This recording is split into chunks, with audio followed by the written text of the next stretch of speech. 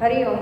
આજે આપણે સ્ટાન્ડર્ડ 7માં મેં તમને એસે આપ્યો હતો ધ લાયન વિશેનો. પહેલો એસે મેં તમને અહીંયા શીખવાડ્યો હતો ટુ માય સેલ્ફ, બરાબર. હવે બીજો છે ધ લાયન. મેં તમને હોમવર્કમાં આપ્યો તો તમે લખ્યો હશે, પણ અહીંયા હું તમને થોડુંક રિવિઝન એના વિશે કરાવી દઉં છું કે જેથી કરીને તમે ના લખ્યો તો તમે લખી લેજો, અથવા તો તમે લખ્યો છે તો તમે તમારી જાતે લખ્યો છે તો પણ સરસ. અને બીજું કે આમાંથી પણ તમે કોઈ એવા વાક્યો હશે તમે મૂક્યા હશે તો ક્યાંય પણ ભૂલચૂક થઈ હશે તો તમે સુધારી લેજો. તો આપણે સ્ટાર્ટ કરીએ. લાયન. લાયન છે એટલે કે લાયન એટલે કે સિંહ. The lion is a wild animal, એટલે કે તે કેવું પ્રાણી છે તો કે જંગલી પ્રાણી છે. સિંહ છે તે જંગલી પ્રાણી છે. Which lives in jungle. તે ક્યાં રહે છે તો કે જંગલમાં રહે છે. Lion is a wild animal which lives in a jungle, એટલે કે સિંહ છે તે કેવું પ્રાણી છે? જંગલી પ્રાણી છે અને તે જંગલમાં રહે છે. He is one of the strong animal. તે એક શક્તિશાળી પ્રાણી છે. હી is called as king of the jungle. તેને શું બોલાવવામાં આવે છે તો કે જંગલનો રાજા કહેવામાં આવે છે. તેને જંગલનો રાજા આપણે કહીએ છીએ ને, બોલાવવામાં આવે છે. એટલે કે he is called as king of the jungle. તેને જંગલનો રાજા કહેવામાં આવે છે. Due to his huge size, power and attacking nature. એટલે કે કેમ તો કે હ્યુજ સાઇઝ. એ જો સિંહ તમે ક્યાંય જોયો હશે, ક્યાંય પ્રાણી સંગ્રહાલય છે કે ક્યાંય તમે સિંહ જોયો હશે તો હ્યુજ સાઇઝ. હ્યુજ એટલે કે વિશાળ અને સાઇઝ એટલે કે તેનું કદ કેવું હોય છે? એકદમ વિશાળ હોય છે. પાવર શક્તિ હોય છે તેનામાં. અને અટેકિંગ નેચર, અને તે અટેક કરે છે. તેનો નેચર, તેનો સ્વભાવ કેવો હોય છે કે હુમલાખોર તેનો સ્વભાવ હોય છે.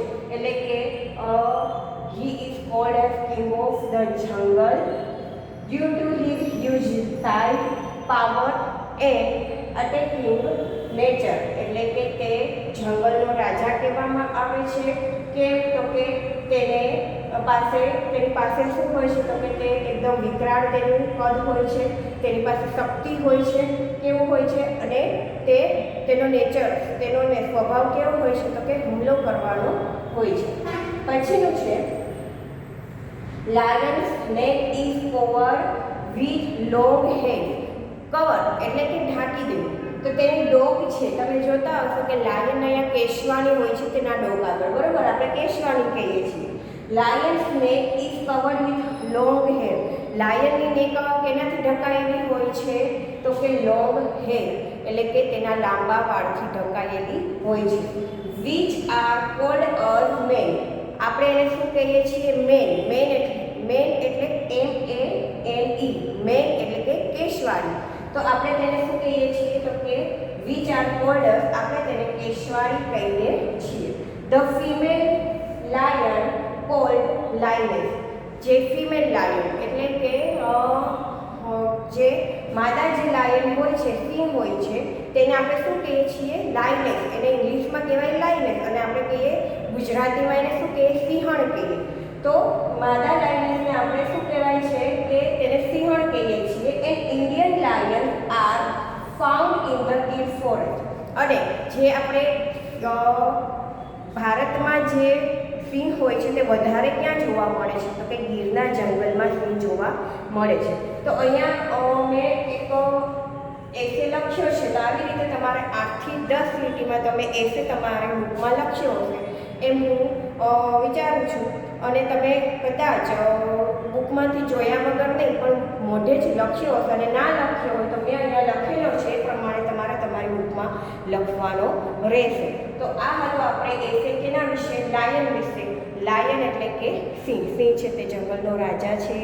પછી એક જંગલી પ્રાણી છે. પછી તે એકદમ વિશાળ અને એકદમ પાવરફુલ, શક્તિશાળી, અને એનો સ્વભાવ કેવો હોય છે કે હુમલો કરનાર તેનો સ્વભાવ હોય છે. પછી બીજું શું હોય છે કે તેને કેશવાળી હોય છે. તેના ડોક આગળ જે તે વાળથી ઢંકાયેલો હોય છે તેની ડોક, તો આપણે તેને કેશવાળી કહીએ છીએ. લાંબા વાળ હોય છે. તો એ બધું જ આમાં આવી ગયું છે. પછી આવ્યું છે કે ફિમેલ લાયનને આપણે લાયનેસ કહીએ છીએ અને વધારે પડતા આપણે ભારતમાં ગીર ફોરેસ્ટ, ગીર જંગલમાં સિંહ જોવા મળે છે. પછી તમે આમાં એડ કરી શકો કે તે ખોરાક મતલબ કે તે શિકાર કરે છે એ પણ તમે ઉમેરી શકો. ઉમેરવું હોય તો એકાદ બે લીટી એવી ઉમેરી દેવાની, બાકી આ જે એસે છે એ તમારે લખવાનો રહેશે. હવે પછીનો એસે આપણે આવશે, એ તમને આપું છું કે તમારે હોમવર્કમાં કરવાનો છે. ધ ફાર્મર કયો છે એસે? તો કે ધ ફાર્મર, ખેડૂત.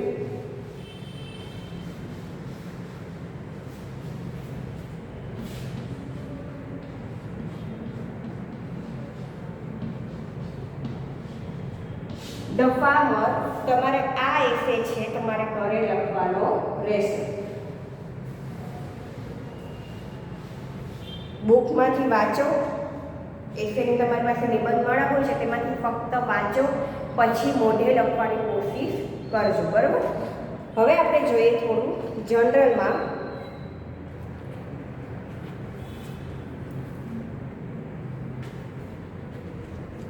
જનરલમાં મેં તમને પહેલાં કીધું હતું કે આપણે કેટલા પાઠ કરવાના છે, તો કે 16 પાઠ છે ફર્સ્ટ સેમેસ્ટરમાં, 16 ચેપ્ટર આવે છે, તો એ આપણે કમ્પ્લીટ કરી દીધા છે. તો હવે તો ફક્ત રિવિઝન જ કરવાનું રહેશે. તો ઇંગ્લિશ 2 જનરલ એમાં ચેપ્ટર 1 કઈ છે? સિંગ્યુલર અને પ્લુરલ.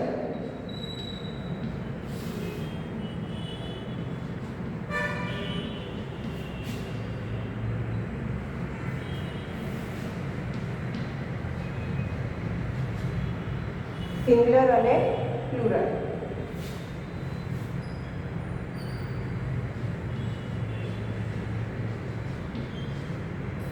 એકવચન અને બહુવચન.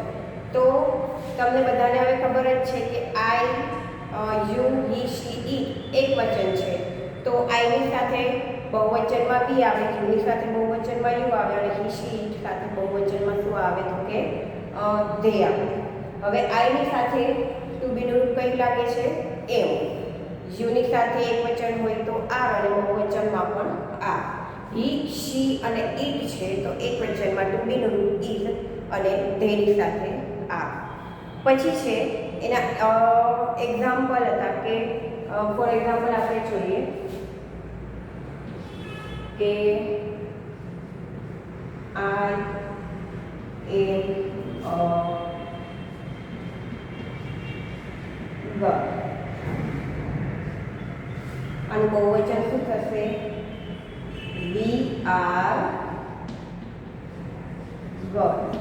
જ્યારે એકવચન હોય તો જ આર્ટિકલ્સ લગાડવામાં આવે છે, બહુવચન હોય તો આર્ટિકલ્સ લગાડવામાં આવતો નથી, બરાબર? એ જ રીતે અહીંયા સિંગ્યુલર અને પ્લુરલના જે વાક્ય સેન્ટેન્સીસ આપ્યા છે કે I am a boy, we are boys, a dog is an animal, તો શું આવશે? Dogs are animal. It is a pencil, તો કે ઇટની સાથે શું લાગે છે બહુવચન? તો કે they are pencils. The pen is in pot, the pens are in those boxes. The pen is in that box, the pens are in those boxes. જો અહીંયા શેનું થયું? તો કે that છે તો તેનું પણ બહુવચન થયું those. એ જ રીતે એક્સરસાઇઝ હતી she is a doctor, તો શું થાય? they are doctors. this is a big table, તો કે this છે એટલે these are big tables. that cow is grazing, તો કે those cows are grazing. you are a nurse, તો કે you are nursing. he is a lazy pupil, તો કે they are lazy pupils. હંમેશા ઇંગ્લિશમાં વાક્યની શરૂઆત કરો તો શેનાથી કરવામાં આવે છે? કેપિટલ લેટરથી કરવામાં આવે છે. પછી છે the bird is on that tree, તો શું આવશે? the birds are on that છે તો શું થઈ જશે? those. the birds are on those trees. પછીનું છે that window is open, તો કે those windows are open. a horse is an animal, તો કે horses are એનિમલ.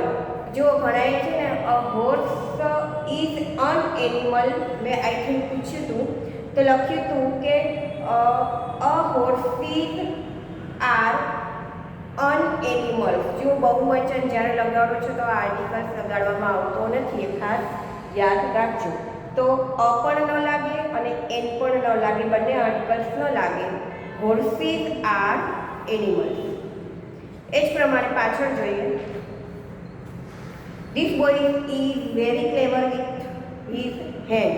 તો કે this boy are very clever with their hand. I am not your enemy. Enemy એટલે શું થાય? શત્રુ અથવા તો દુશ્મન. હું કંઈ તમારો દુશ્મન નથી. તો કે we are not your enemies. We are not your enemies. એ જ રીતે એક્સરસાઇઝ 2 છે, મેક ધીસ સેન્ટેન્સીસ સિંગ્યુલર. હવે બહુવચનવાળા વાક્યો આપણને આપ્યા છે, આપણે એક વચનના વાક્યો બનાવવાના છે. તો the books are on the desk. તો કે the books is on the desk. We are artist. તો શું થશે એક વચન? આઈ એમ એન આર્ટિસ્ટ. કેમ કે શું આપેલું છે? તો કે સ્વર આપેલો છે. સ્વર કયા છે? એ ઈ આઈ ઓ યુ. તો શું આર્ટિસ્ટ છે? તો શેનાથી વાક્ય શરૂ થયું છે? એ થી. એટલે શું લાગશે article? An. I am an artist. પછી છે they are pretty girls.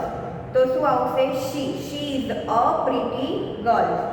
The ladies are dancing. તો કે ધ લેડીઝ છે તો અહીંયા ખાલી એક જ લેડી થશે, LADY. The lady is dancing. Roses are beautiful flowers. તો કે a rose is a beautiful flowers. A rose is a beautiful flower. એ જ રીતે યુ આર નોટ ટીચર. તો કે you are not a teacher. You are not a teacher. Teachers આપેલું છે તો ટીચર અને આર્ટિકલ એ લાગશે. These mangoes are right. તો કે this mango is right. This mango is right. Right એટલે મીઠી. મીઠી આ કેવી છે? તો કે મીઠી છે. પછી છે watch is a small clock. A watch is a small clock. The children are playing. તો કે ધ ચિલ્ડ્રન છે તે બહુવચનમાં વપરાય. જ્યારે એક બાળકની વાત થતી હોય તો ચાઇલ્ડ કહેવાય. તો કે ધ ચાઇલ્ડ ઇઝ પ્લેઇંગ. પછીનું છે those glasses are on the stool. તો કે ધોઝનું શું થઈ જશે? That glass is on the stool.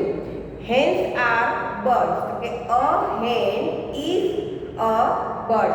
અને star are shining in the sky. Stars એટલે તારાઓની વાત થાય છે તો આપણે અહીંયા એક તારાની વાત કરવાની છે. તો a star is shining in the sky. તો અહીંયા આપણે ચેપ્ટર 1 છે તે આપણે રિવિઝન પણ કમ્પ્લીટ કર્યું. હવે કોમન નાઉન્સ અને પ્રોપર નાઉન્સ પણ ઘણા આ વખતે મેં જ્યારે કોમન અને પ્રોપર નાઉન્સ પૂછ્યા હતા વર્કશીટમાં, તો વર્કશીટમાં બધાએ કોમન અને પ્રોપર બહુ સમજાતું નથી કે કઈ રીતે લખ્યું છે, એવી રીતે લખાણ હતું. તો કોમન નાઉન અને પ્રોપર નાઉન જ્યારે પણ પૂછું ત્યારે કઈ રીતે લખવાનું તમને અહીંયા જણાવી દઉં. ફોર એક્ઝામ્પલ અહીંયા આપણે એક જોઈએ કે એક એક્ઝામ્પલ લઈએ કે the Ganga is a Holi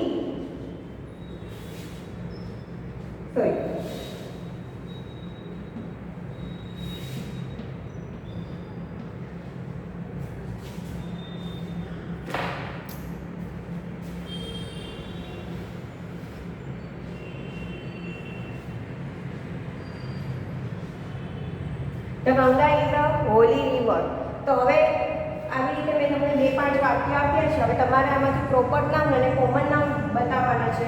તો પાર્ટ પાડી દેવાનું. અહીંયા લખવાનું પ્રોપર અને અહીંયા લખવાનું કોમન. હવે પ્રોપરમાં શું આવે? તો કે ગંગા છે એ કેમાં આવશે? પ્રોપરમાં. રિવર છે તેમાં આવશે તો કે કોમન. બરાબર?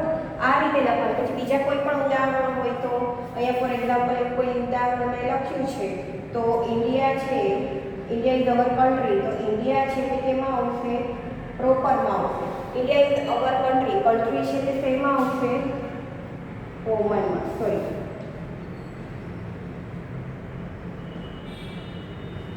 તો આવી રીતે પ્રોપર અને કોમન આમ તમારે અલગ પાર્ટ પાડીને લખવાના છે તો મને ખબર પડે કે આ વ્યવસ્થિત છે કે પહેલામાં છે ગંગા તો ગંગા પ્રોપર વ્યવસ્થિત તો હું રાઈટ કરી શકું. હવે અમુક લોકોએ કઈ રીતે લખ્યું છે હું તમને જણાવું. અમુક લોકોએ લખ્યું છે ગંગા, આવી જ રીતે આમ લીટી કરી દીધી પ્રોપર, રિવર કોમન. પછી અહીંયા બીજું સેન્ટેન્સ હોય તો અહીંયા કોઈ પ્રોપર નામ આવતું હોય તો અહીંયા પી કરે. હવે આ બધું ભેગું ભેગું થઈ જાય છે તો મને બહુ એમાં તકલીફ પડે છે કે આમાં તમે કઈ રીતે શું લખ્યું છે. તો એના કરતાં વ્યવસ્થિત સારા અક્ષરે, ચોખ્ખા અક્ષરે આવી રીતે પાર્ટ પાડીને લખો તો મારે એમ કે પછી આમાં શું થાય કે કદાચ એકાદ મારે જોવામાં રહી જાય અથવા કંઈ ભૂલાઈ જાય, માર્ક્સ મૂકવામાં રહી જાય અને બધું એકદમ ભેગું ભેગું લાગે છે, વ્યવસ્થિત લાગતું નથી તમારું લખાણ, તો તમે વ્યવસ્થિત સારા અક્ષર આવી રીતે પાર્ટ પાડીને લખો. બરાબર? તો હવે પ્રોપર અને કોમન છે તો એ પણ બધાને આવડે જ છે. તો થોડુંક પછી હવે પછીના નેક્સ્ટ પીરિયડમાં આપણે તેના વિશેનું રિવિઝન કરશું. તો મેં તમને કયો એસે આપ્યો હોમવર્કમાં કે ફાર્મર વિશેનો એસે તમારે લખવાનો છે અને સાથે થોડું જે એક્સરસાઇઝ જનરલમાં બાકી હોય તમારે પહેલા પાઠનું સિંગ્યુલર અને પ્લુરલનું તો એ કમ્પ્લીટ કરી લેજો. હવે આપણે લઈશું તો ફાર્મર વિશે સમજાવીશ તમને અને સાથે સાથે કોમન નાઉન્સ અને પ્રોપર નાઉન્સ વિશેનો પણ અભ્યાસ કરીશું.